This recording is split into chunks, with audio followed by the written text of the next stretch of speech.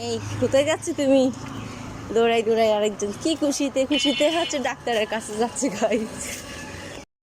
খুশি খুশি ডাক্তারের কাছে যাচ্ছে আজকে সকালবেলায়। গাইস সকাল সকাল বের হয়েছি আর কি পরিমাণ রোদ, বাবারে বাবা কি রোদের তেজ, মনে হচ্ছে যেন দুপুরবেলা বের হয়েছি। সকালের রোদটা অনেক বেশি, আরো আরো বাবা যে তেজ, তাই না? অনেক প্রখর গাইস, মানে পুরা জ্বলে যাচ্ছি মনে হচ্ছে। এই যে আমরা গাড়িতেও উঠে পড়লাম আর বাইরে সকালের দৃশ্যটা এতই মনোরম লাগতেছে বলার বাহিরে। সকাল সকাল এখন ওঠা হয় না, যার কারণে এখন সকালবেলার দৃশ্য দেখলেই খুবই ভালো লাগে। আর এই যে আমরা পৌঁছে গেলাম হচ্ছে চট্টগ্রাম মেডিকেল কলেজ হাসপাতাল। আজকে ওকে সার্জারি ডাক্তার দেখাবো, এখানে ভালো ভালো সার্জারি ডাক্তার বসে। তবে ওকে আমি সার্জারি ডাক্তার পাশাপাশি দাঁতের ডাক্তারও দেখে নিয়েছি, কিন্তু দাঁতের ডাক্তার দেখাতে পেরেছি আর সার্জারি ডাক্তার এখনও আসে নাই, তাই আমাদেরকে বলতেছে একটু ওয়েট করতে।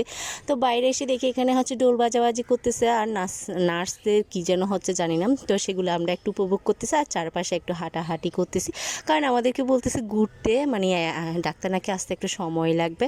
তো প্রায় 1 ঘন্টা 1.5 ঘন্টা আমরা এই যে বাইরে ঘোরাঘুরি করতেছি। এখানে ফুল গাছ ছিল, সেগুলো একটু দেখতেছিলাম আর আমার মেয়ে তো ফুল চিড়ে নিল, আমিও একটা চিড়ে নিলাম। তো মা মেয়ে দুজনে একজন আরেকজনকে ফুল দেওয়া দেওয়া করতেছি আর কি।